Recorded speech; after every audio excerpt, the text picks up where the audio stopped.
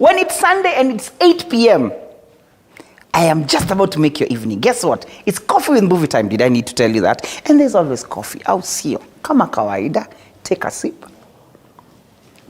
Relax and enjoy. Now, ever wondered when we die, what happens? Where do we go? When you die twice, you resurrect twice. What if you're paralyzed? Mguu yani ulikuwa unatembea then all of a sudden usikii mguu ama any other part of your body.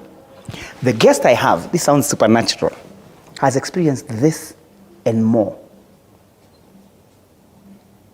Na ni mwanamuziki kama mimi.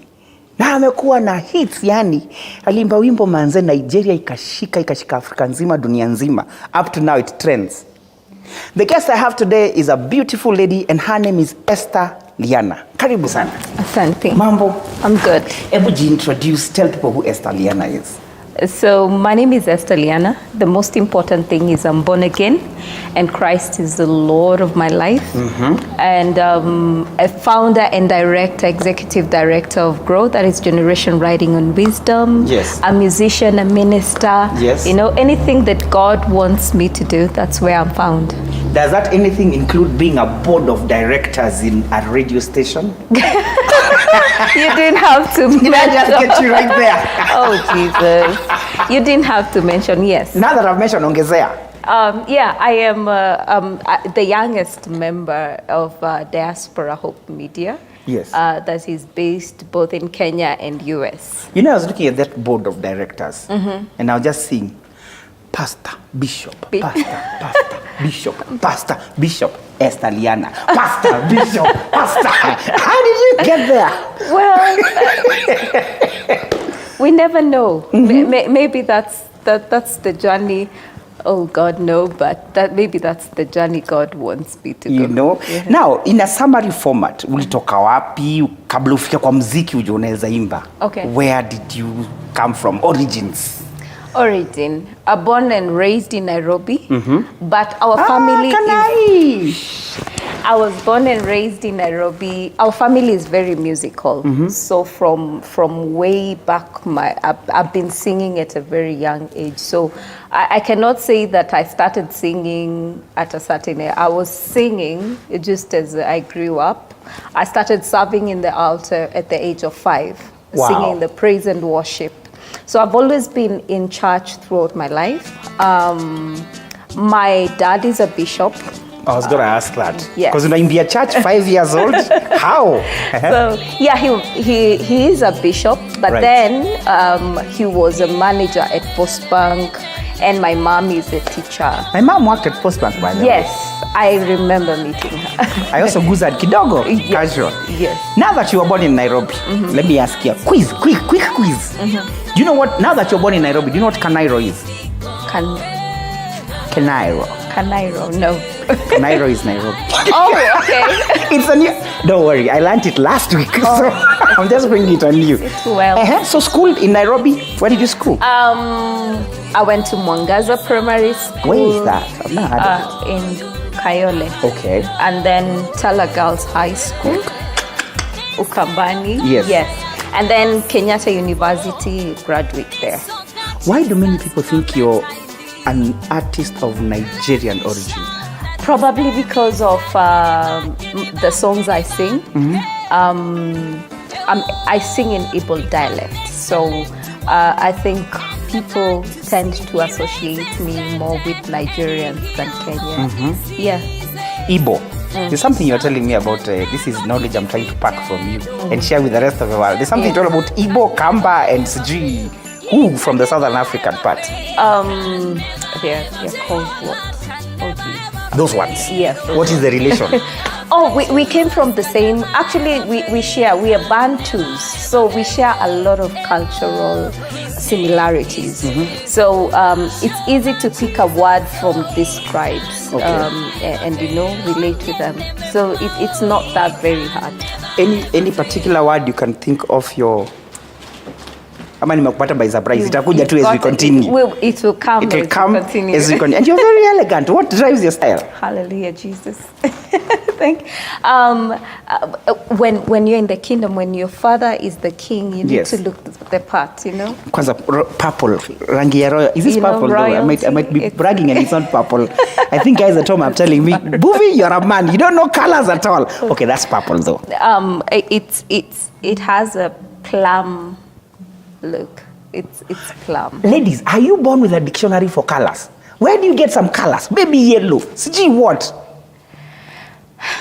Well, God, you know, when man was created, it was just packaged once. But as he took time to package every other thing that men did not have. I'm not buying this. So, you were born in Nairobi? Yes. Bishop, Nairobi. Mm-hmm. Then what happened immediately when you were born? So, when I was born, and then at the age of 2 years, I was poisoned. What kind of poison? Rat poison. Why would somebody... Well, sometimes you can never understand people, but yes, I was poisoned. It was intentional poison. It was poisoned by accident. It was intentional poison to finish me completely. But then, so by the time, those days when I was born, I'm not very young, so those days there never used to be mobile phones and stuff. So my dad says, my mom had come, they were newly married, you know, the firstborn, I'm the firstborn. Well. And by the time my mom got home, and she was just, we had come from somewhere, and then she got home, I became very sick. Mm-hmm. And getting sick, I started conversing. My dad had gone out. And then after job, he went to do his counseling because he was doing his work at Postbank, and then... Who had you been left with at that time? My mom was still with me because I was I was 2 years. Yes. Yes, so my mom was going with me anywhere we could go. And when she came home, because we had come from somewhere, so when we came home, I started conversing because I was poisoned where we came from. I'm avoiding talking about the place. So it's not actually at home or a maid, it's a place you are in? No, it's a place and somebody known. So yes. So they targeted only you, not even your mom? Yeah. They wanted to torture your mom and dad or something of that sort? It's something like that. Yeah. So the person who did that, so when I came home, I started conversing. Right. And then I passed. Mm-hmm. And my mom, the way she held me on her arms, I was the firstborn. She had never had any baby. We were in South Sea by then. Right. You don't know anybody. She's learning on the job. Yeah, she's learning. She doesn't know people. And then she was like, now what do we do? And then that time there were no mobile phones. Yes. So my dad didn't know we had come home. So he just went, after work, went to do some premarital counseling for some people. Oh my. And then came back at midnight. So I stayed for like 6-7 hours dead, on the laps. And my mom was mad. Actually, dad says, he's never seen my mom mad, that mad. So when my dad comes home, he finds a dead baby with a mad wife. And that is the time, the devil speaks, this wife is going to leave you. And those times, my dad says they had radical faith. It is not like these days, people, we are playing faith. Those times, it's either God does it or does it. There was not two ways about it. So my dad took me outside and he lifted me up. And he told God, he reminded God of his promises that we shall see the seeds of our seed. Wow. And they will live to testify of his goodness. So he kept on telling God, I cannot serve you, and the first seed I have is gone. Yeah. So he lifted me up and started praying. And he says he had something like a bomb, like a what? A bomb. Yeah. And what came out was the poison. It came out and messed up. I wherever on him, the feces were all over his wherever. And the poison came out and it had coiled like a stone. What? Yeah, and then I sneezed, came back to life. So what they did is they just picked wherever and wrapped it and rushed me to Mater Hospital. That's the hospital where I'm assigned to. So they rushed me to Mater Hospital, and when the tests were done on my body, the doctor said there's no possible way that this girl is supposed to be alive. The kind of poison that is still in her system. The concentration. Yeah, it was, even the poison that is still there in the system. Yeah, it's still at that in time. the system, because they had to do the analysis on the poison and do tests on my body, and they were like, she's not supposed to be alive. And my dad told them, she had gone, but God had raised. You said, so 6 to 7 hours at home, yes, you had no pulse. Yes. When it takes, I remember I am a fan of soccer, and there's a guy, I can't remember where he's coming from, and he lost breath for like about 60, 70 seconds. Yeah. When he came back, he cannot play football anymore. So I'm thinking yours was 6 to 7 hours. Yeah. And I'm talking to you right now. Well, what I tell people is that when you're a child of destiny, when you're called for a purpose, it doesn't matter the kind of things that the devil will bring your way. Right. Definitely, God will reserve you. He will preserve you for your purpose. So Right. you cannot just be, go like that. And I thank God for that. But then it took like a few, because that was in January. Then April, we went to the village. Now you're back, you're normal. Yeah, no, I'm a little bit. I don't even. Were you taken again to the hospital for them? Maybe a couple Actually, of days I slept for there. them? Oh, you slept in the hospital Yes, until the poison is. Yeah, they flashed out the whole whatever, and then immediately, because my mom was heavily pregnant for a second born, so immediately it didn't take long. My mom delivered our second born, Right. and then in April, because it's during the holidays, we went to the village. Yes. I think you've seen my grandma. So we used to Yes, in go your video. and see her and visit with her. And I was left there. My dad was going to preach somewhere. So I was left there. I developed measles. And then when my mom was going to preach, they had gone to preach somewhere. Yeah. And immediately, my dad was about to stand. He receives a message, your daughter is gone. Oh, yeah. Your daughter is dead. Is it 3 months later? Yes. So that time, my shosh was the one who was taking care of you. Taking care of me in the village. So she sent my cousin to go and tell them the child is gone. And that time, my dad is about to stand on the altar to preach. So he had the option of leaving the preaching and going to bury the dead, or continuing with the preaching and then deal with the issue later. So my dad decided to preach and tell my mom, go and see what is happening. So he preached, and then after the service, that's when he breaks the news to the people, my daughter, we got the information that she's died, and we can just say a word of thanksgiving. It was not... Hold two up. Yes. So your dad decided to tell God, thank you. I am continuing to take care of your business. Take care of mine at home. I need more of that story when we come back. This is Coffee with Movie. We're right back. Why am I gonna stammer?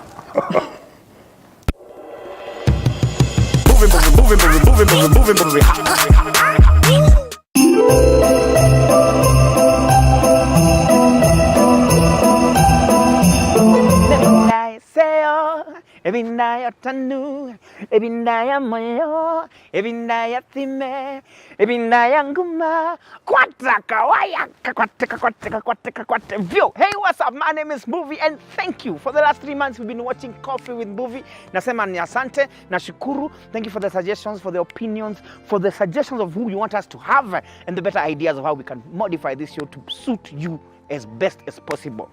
Nataka niwawish Merry Christmas, Happy Brand New Year 2021. Au sio? It will be bigger, greater, fuller, excellenter. Au sio? I wish you a Merry Christmas, I wish you a Merry Christmas, I wish you a Merry Christmas, and a Happy New 2021, yo.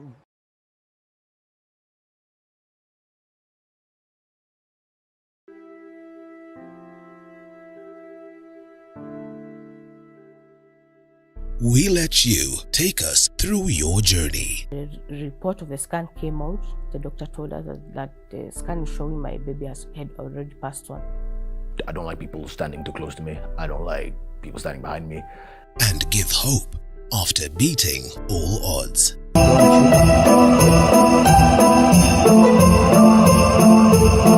This is TV47. Happy holidays.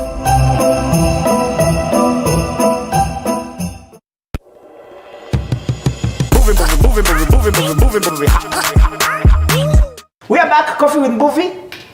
Niko na Esther Liana na akona story ngumu. Kuna watu nyumbani wanauliza ni wewe mara ya pili ulienda ama ni sister yako? Clarify. Me. Definitely me. And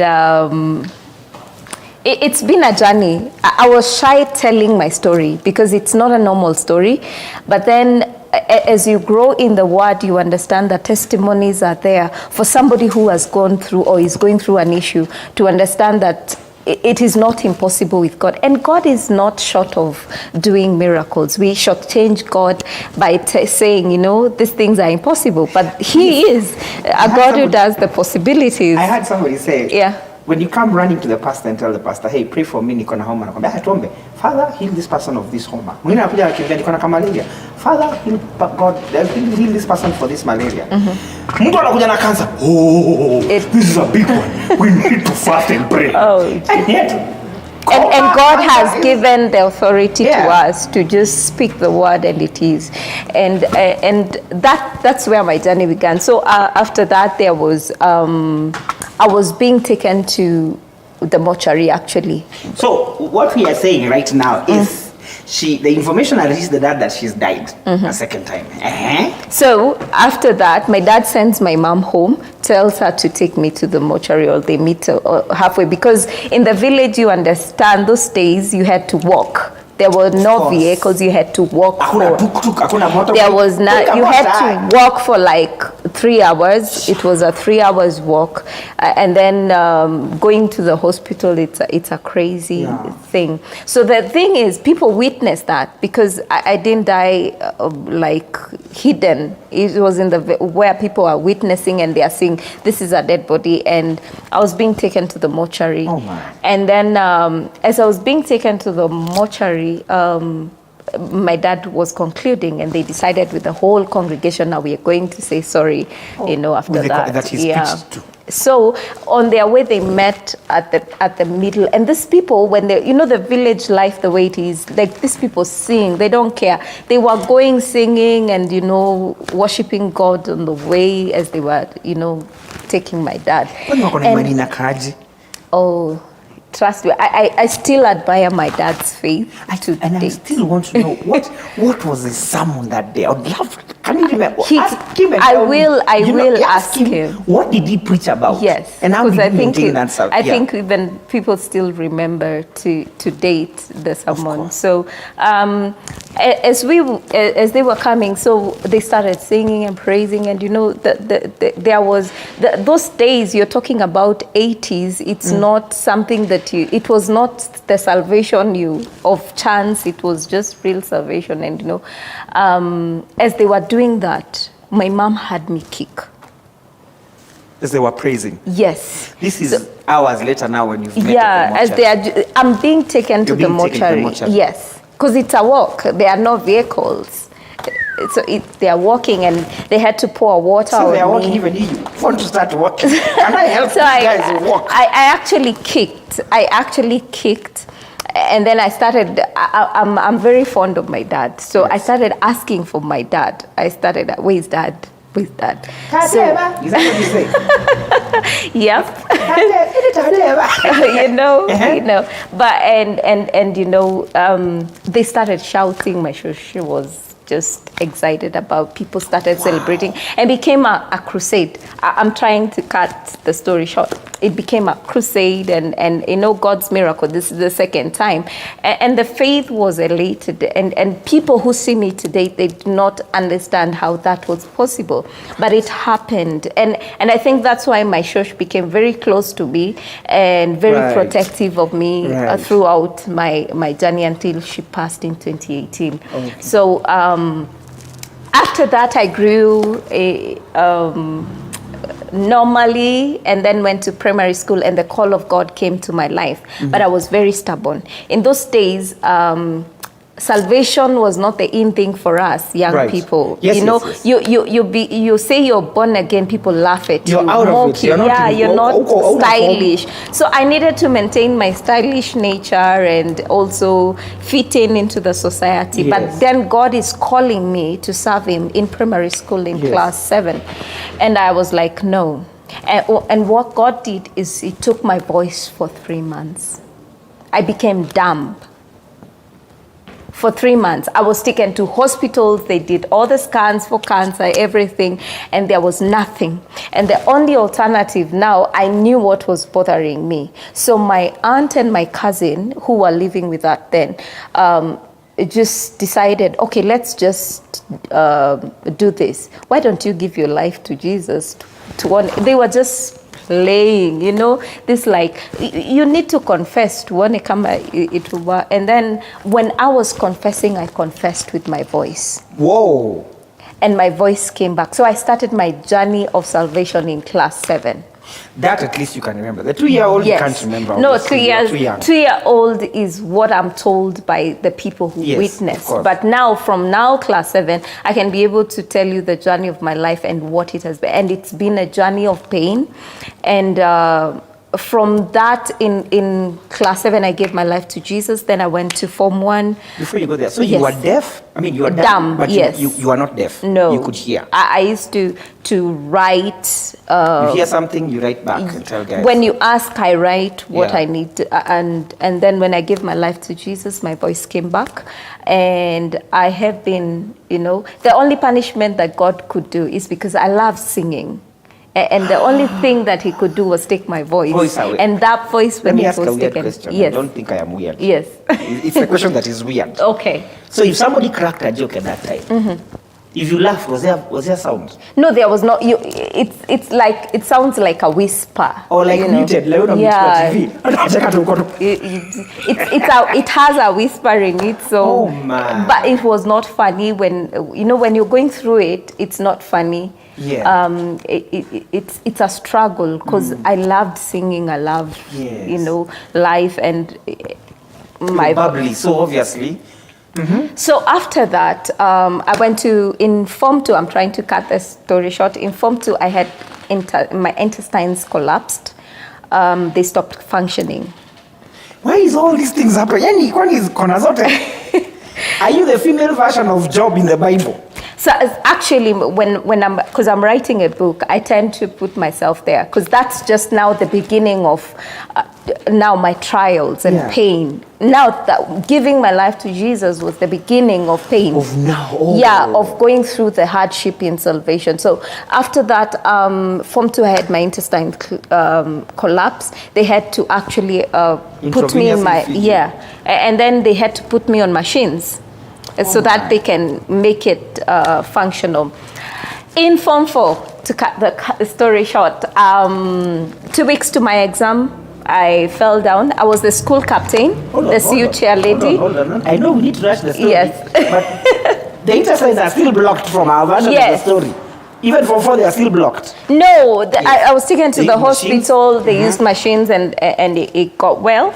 And then in Form 4 now, I was the school captain and the CU cheerleader, and I fell down when I was doing my final rounds to inspect the schools. I fell down, hit my head.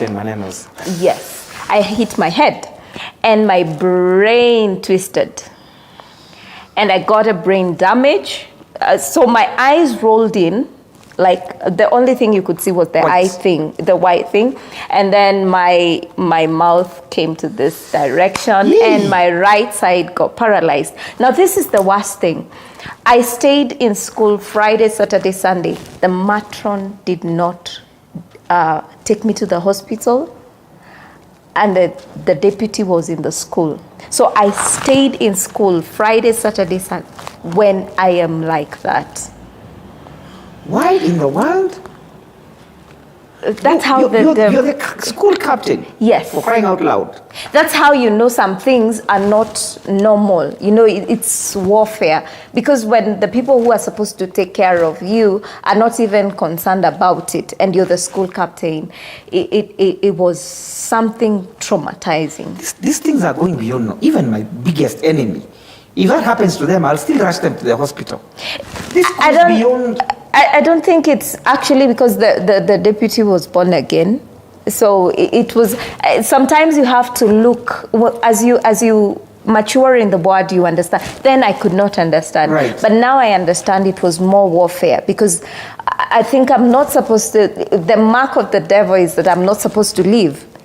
But then it's a battle of destiny. Right. And sometimes you have to understand that when these things are happening, you don't look at them with the physical eyes, but the spiritual eyes. So I stayed Friday, Saturday, Sunday. Right. And on Monday, as the principal came in, the students were almost rioting. Because this is the captain. If this can happen, what will happen? And that time, I remember my desk mate, her name was Pascaline. She used to squeeze milk, like take bread and put it in milk and then squeeze it in my mouth so that it can, because I could not, I'm paralyzed. I can't, So you actually ended up paralyzed. I was paralyzed. I was, now, so that you can get the story. So I was rushed to Kangundo Hospital and they did a CT scan. So when they did that CT scan, I was told, actually what they told the matron, and they called the school. They said, you pray that the parents do not sue the school, because this girl is not going to reach Nairobi. Why? I had brain damage. My brain was damaged completely, and then my eyes had rolled in, and I was paralyzed on my right side. And remember, that is 2 weeks to my exam, my final exam. Yes. Oh my God. So what the principal did is she took her own car, told the matron and our driver. They drove me to Nairobi and called my parents and told them, your daughter is not in a good position. We need to meet somewhere in Russia. I was recommended to be taken to Kenyatta Hospital, but then my cards were in Mata.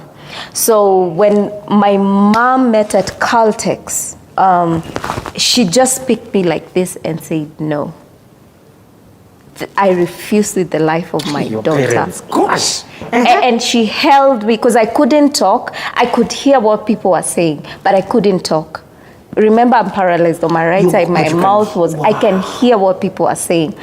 And when I was taken to Mata Hospital, this is what the doctor said. This girl is as good as useless person. Actually, they call me, they use the word cabbage. Amekuwa cabbage. Huyu hatawahi kuwa anywhere, because the brain is already destroyed. And I stayed in Mata Hospital. And that time, I remember, because I was very fiery even in school.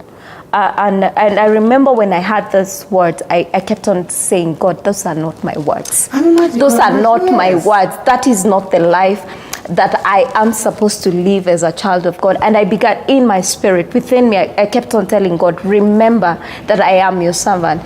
And if you don't do this for me, people are going to say that God is defeated. Yeah. And the shame is not going to be on me, it's going to be on you, because people don't know me as Esther. They know that girl who is born again. Because I gave my life at and I was very radical in salvation. I mean, you're chairman. So it was like either God does it or does it. There was not two ways about it. Because even when I was in school, I was preaching and miracles were happening. You can imagine praying and people getting filled in tongues, people getting healed, paralysis, people getting out of their situation. So this is somebody who is praying for people. And then now she's in a position where she cannot be able to do anything. God had to do it. And the promises of God was that I was supposed to live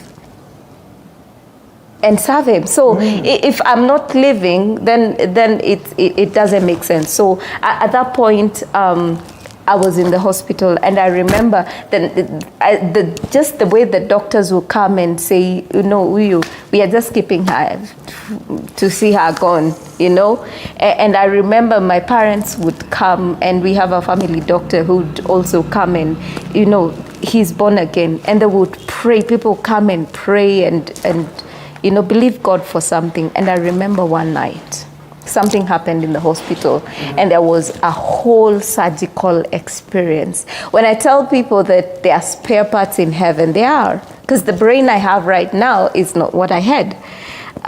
My brain is damaged. When a doctor declares that your brain is damaged, it's like a computer. You can't reverse it. You can, if the memory yake ikiharibika, it's done. To get another one. So my brain was damaged. God had to restore my brain. And then I remember it was 2 days to my exam. And I had, it's like something that was being fixed in my brain, and there was a big light in the hospital. Hold on to that thought of light. Yes. Your light nataka ingie sana. Sasa hii light iko pale imenichoma sana. I think I need a break and a coffee sip. But before I do that, I think your mom's prayers were hard because she prayed in Kikamba. It's impactful. I said, kana kapa ketwa ikobisi. We'll be back. This is Coffee with Movie. Moving.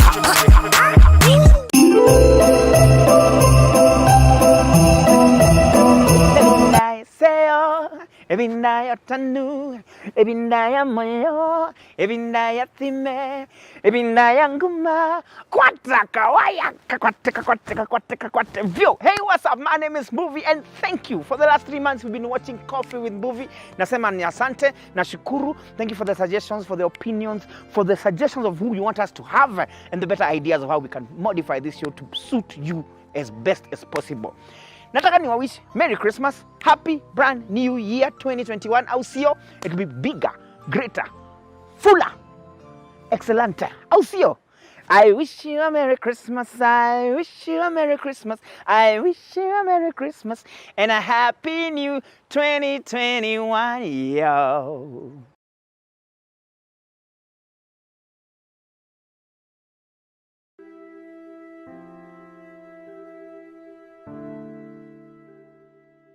We let you take us through your journey. The report of the scan came out. The doctor told us that the scan is showing my baby had already passed on.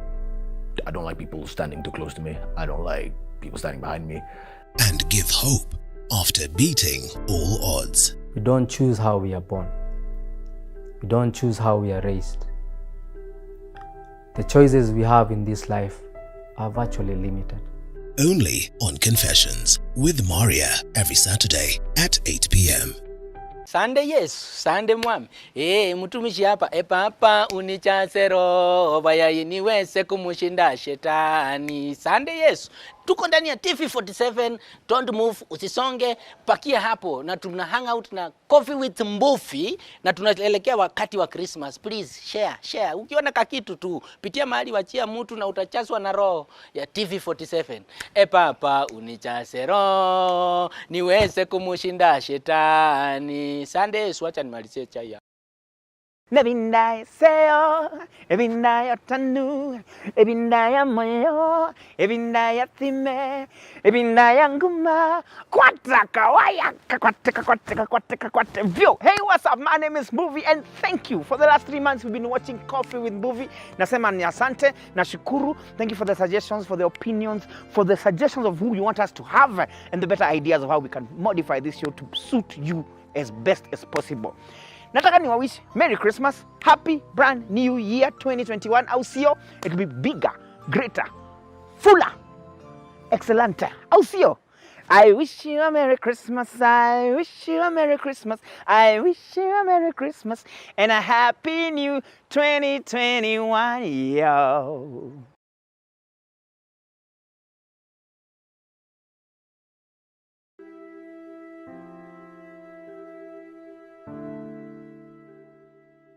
We let you take us through your journey. The report of the scan came out.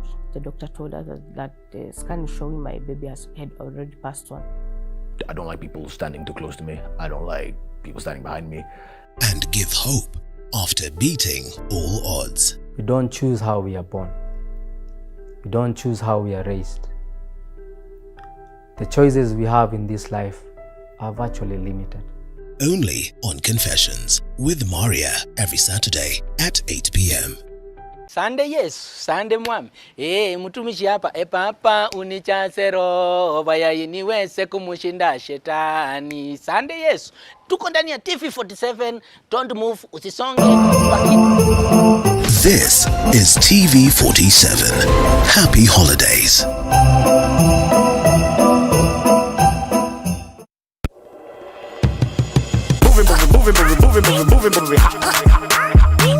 We're back, Coffee with Mbuvi. We're at that portion of Ekobisi. Actually, no. We are moved further from the Ekobisi. Ekobisi is cabbage in Kikamba. To the place where the light dawn. There are spare parts in heaven, as Esther Liana tells us. Moving on. Yes, so... Sip some coffee first. All right. Thank you. At least, asijika kuna spare part ya kahawa in heaven. Kunywa kahawa hapa, iko tu hapa. All right. Thank you. Yeah. So, that time... the light, there was light, and then it's like you were the place part of spare parts in heaven. Yeah, something happened. A surgical experience happened.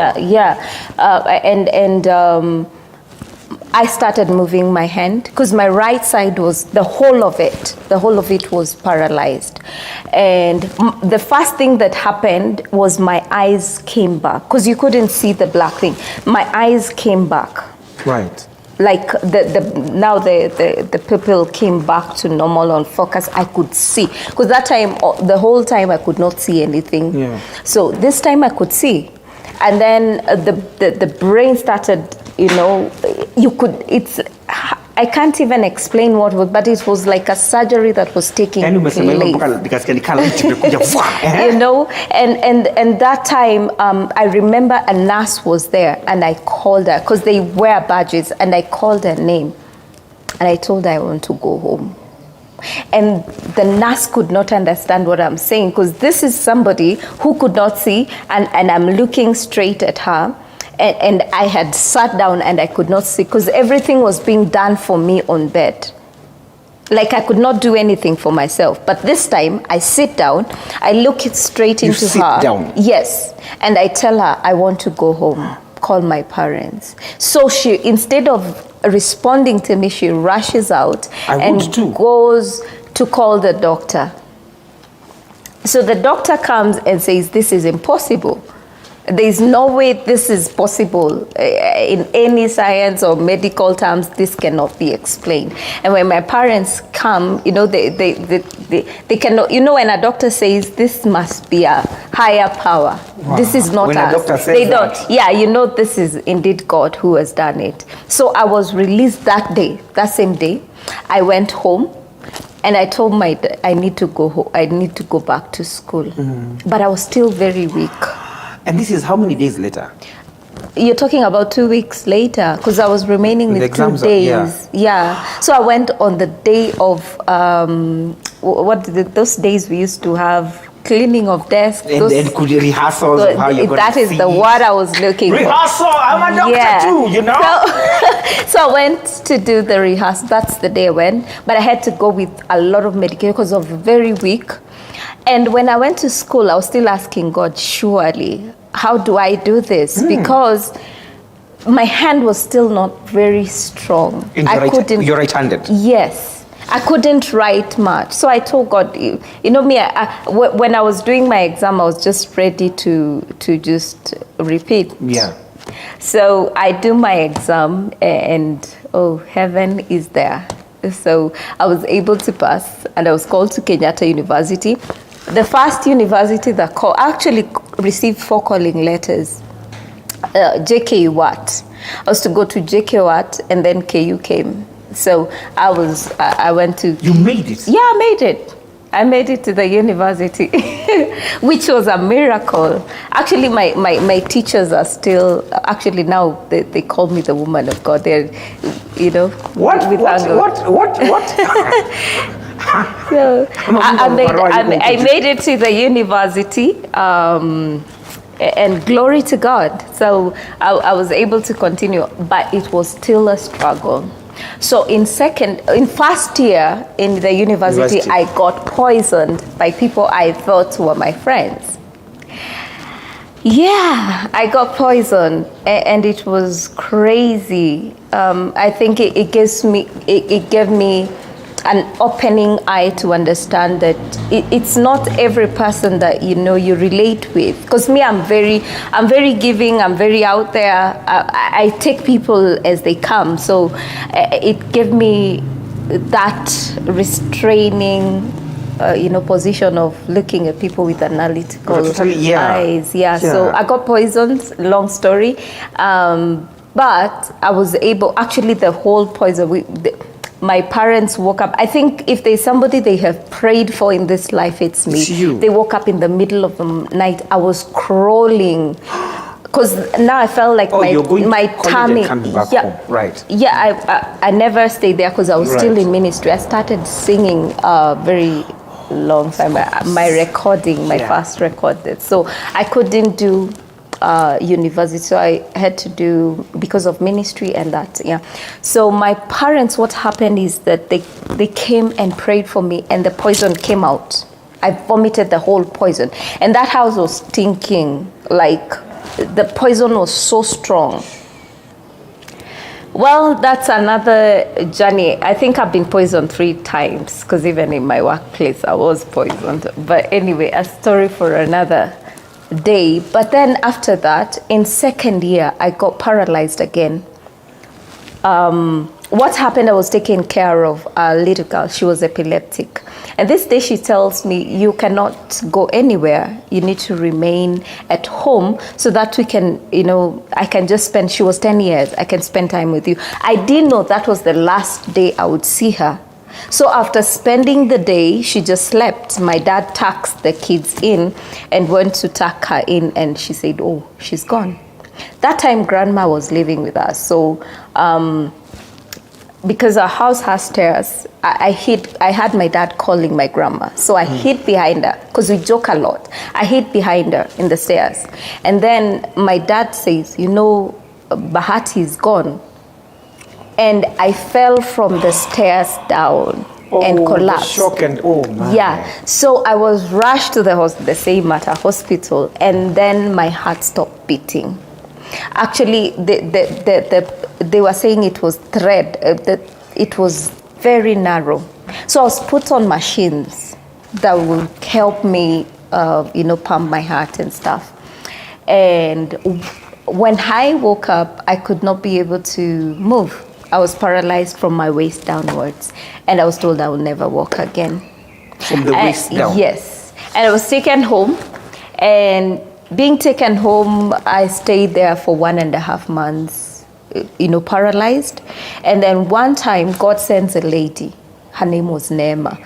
She didn't know, I didn't know her. Even today, I saw her once, and that was it. And she was told, go to this house and tell the lady that is sleeping on that bed to pray for you. To me, I felt like God was mocking me when she came in. Because she came in like, she came in like she knew me. And I was in bed. I couldn't do anything. I was in bed. I was weak. My body was turning yellow, my lips had turned black. My tongue was black. Actually, it was in a very bad position. So God sends a lady and tells her, go to this house and tell her to pray for her. That lady, I don't know her. And when she comes, she speaks like she knows me. So she's ushered to my room because they thought it was one of my friends. A relative or something. Yeah. So when she came in, she said, God told me you pray for me. She had a cancerous ulcer. When she would cough, you would see blood on her ankle, and I was like, no, I told her no, I can't. I need the help more than you. And she said, I think she was very adamant, and she said, God told me you need to pray for me, and this is what I did. I arrogantly said I didn't pray. And I won't say I did pray, because I told her by the stripes of Jesus you're healed. And this is what God does. He uses that same word so that he can prove that it is not you who has done it. Wow. He used that word to heal her. and she became whole, and I was left sick. I've always wondered why that happens. And you know, and I really had a struggle with God, because I started developing hard feelings with God and asking him, God, what's up with you? Like, why did you have to heal and not me? Am I not, no, you know, that time you're always in ministry, you've never done anything wrong. So you're like, God, hey, it's me. What's happening? And then God began to work on me. And he told me, Esther, I am dealing with pride. I'm dealing with something called pride in your life. Until the day you realize that it is not you, but it's me through you. Yeah, you have to give glory to me and never take glory to yourself. Because I think I'd reached that point where pride was too much in my life. Because I would go, if it's ministration, oh, you call me for me, I would deliver. And then I started feeling like I'm so entitled. Like if I'm not around, it can't happen. Yeah. And I think God was shaping my character through that. And he let me stay on that bed again for another 1.5 months. What? Feeling like that. And then when he now now it was time for him to heal me, he spoke and he said, I want to meet with you tonight. But I didn't understand what the meeting was about. So he had to reveal that to my parents, because they used to pray for me throughout, and they carried me from my bedroom to the living room. Wow. And they just started praying. You know, they didn't know what they were doing. They were just praying and not understanding what. And light filled, physical light. We are talking about physical light filled the room. And that's when I had a divine encounter with Jesus. Long story short, I saw, the first thing I saw was a hand stretched from the wall. Wow. I said, hold my hand. I couldn't, because I had never had a physical divine encounter. You can have vision dreams, but I never had that physical. I say, hold my hand. And then there was this form of being, pure being. I see people explaining Jesus, but I cannot be able to explain how he looks. You know, it's beyond our perception. Beyond, it's not the pictures you see. You know, sometimes people, it's beyond how, it's not how people explain it. And he said, hold my hand. And he touched my hip. And he said, hold my, he lifted me up. And we started walking. As my parents were watching, they would see the light, but they saw the light. But I was seeing Christ himself. Them, they were seeing a light, a very bright light. You saw Christ. Yes. And we started walking.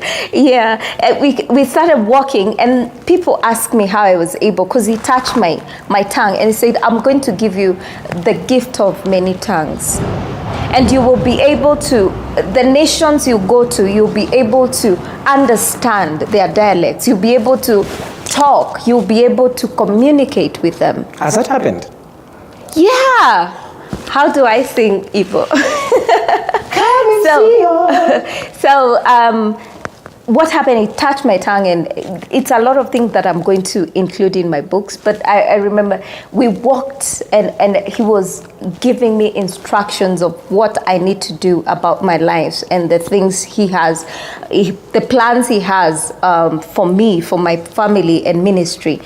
And after that, when it was all done, like normality came, I looked, what is happening? I couldn't understand. So I ran into my room and slept, because I thought I was dreaming. I didn't want to talk to anybody. 2 days. And then after that, that's when I was like, oh, wow, this happened. And then after that, for it to be realized, I went to mission in Uganda. And in Uganda, we had some missionaries who were there. And these Ugandan people give me a mic and tell me, they were singing, and they tell me, continue singing. What they were singing? Yes. So I hold the mic, I don't know what they're doing, and I started leading in Uganda and doing their I don't know, but they could understand what I was saying. That's when I had a confirmation. Oh, so what was happening is happening. But then, because I was so ashamed of it, you see, it's not something you can tell people that this is happening to me. Also, I kept it again. I kept it to myself. But then after that, the journey continues. That's not the end of it.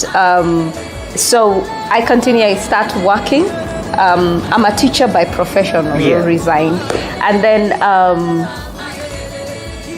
in 2015, come from work, I'm sleeping and all hell goes. Like, I sleep and my left side stopped functioning. So I'm supposed to go to work in the morning, and my dad is wondering, it's 8 and she's not gone. So they knock in my door and I'm not opening, I'm not responding. So they force in. When they come, they say they found me like kicking. It's like I was going, and my whole left side had turned black. Now it's the left. Yes. Literally, the first time around it was the right. The right the left. legs, and now it's the left side. So I was taken to the hospital, put in machines, and I stayed for 12 hours without responding. And so when I woke up, I was paralyzed. And this paralysis was the longest because I stayed for 1 year. So on my left side, paralyzed, it was black, and that's when I lost everything. So I lost my job. I was to be married 3 months to. The wedding had to be off because this guy felt, oh, she's paralyzed. I can't deal with paralyzed people. So he moved on to another person. And I think that was now the job experience, because I lost the job, I lost my health, I was to get married and that had to go. So my friends went, the people you think, oh, these are my die-hard friends. Yeah. So they disappeared, I was alone. And that was the time God was teaching me rest. So for 1 year I was paralyzed. God was equipping me for ministry. That time I had already released Imela. And I had been called for a world tour to go and, but then 2015 got paralyzed, everything got lost. And, in 2016, almost, I stayed 1.5 years. 2017, that's when God was able to cut the story short. God was able to heal me, and immediately healed me. I was appointed as a director Africa for Talent Awards. Yes. And then after that, immediately I was also appointed as a PA to a presidential candidate. Hello. Tell me a little bit. I know we are short of time, and our time is well spent. But I wanted you to just mention a little bit about your song. I'm gonna play it. Is it Imela? Yes, Imela. That is the opener. Well, the other songs are. It's the same. It's the one and the Imela. Same song. Right. Yes.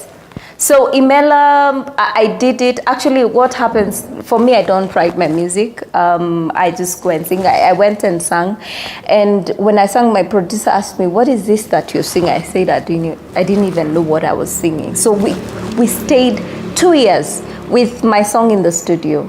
Like 2 years, it's there, and I was not comfortable releasing the song. Because you don't know what you sang. Because I was not even understanding how people will take it. Why is a Kenyan singing another dialect? Yeah, and it's deep dialect. Wow. So, and I was like, it stayed for 2 years. So by the time I released it, it was a signal by God, because it took a Ghanaian pastor to come and say, whatever you're holding, you need to release it because it has an assignment. And he didn't even know who you are or what you sang. So he had just come to visit, and he said, whatever you're holding, that you're holding back, you need to release it.